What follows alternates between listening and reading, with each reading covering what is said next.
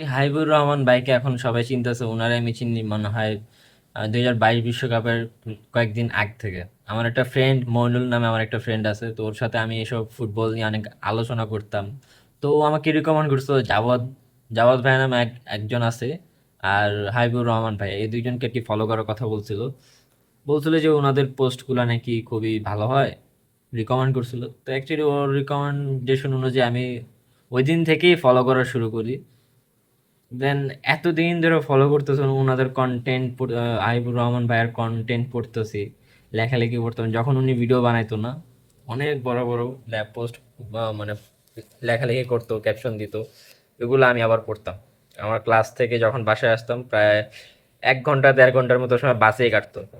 তো আমি কি করতাম, এইসব পড়তাম ফ্রি ফেসবুকে, কারণ ওনার তো আর কোনো ভিডিও না তখন, শুধু এরকম লেখা। এখন না ভিডিও বানানো শুরু করতো, তখন আমার মনে আছে আমি পোস্টে আগে তখন কমেন্ট করতাম, ভাই ভিডিও বানান আপনি, আমি আমি আপনার ভিডিও এডিট করে দেবো।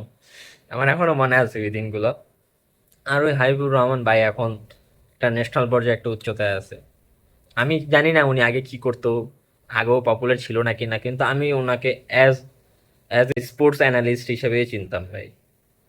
ওনার পোস্ট পড়তে আমার ভালোই লাগতো। এখন ওনার ভিডিও দেখি, মানে অনেকদিন ধরে ফলো করি, তো মনে হইতেছে নিজেরই মনে হইতেছে একটা অ্যাচিভমেন্ট, যদিও আমি নিজে কিছু করি এটাই কাইন্ড অফ প্রাউড ফিল হইতাছে। তো এই জিনিসটাই আর কি শেয়ার করতে যেতেছিলাম। অ্যান্ড আমি জানি না, মানে এটা এটা খুবই উইয়ার্ড একটা এক্সপেকটেশন হইব, এই ভিডিও যদি সামহাও যদি হাইবুর রহমান ভাইয়ের সামনে যায় থাকে, ভাই প্লিজ কিপ গোয়িং, আপনার কন্টেন্ট সে হয় ভাই।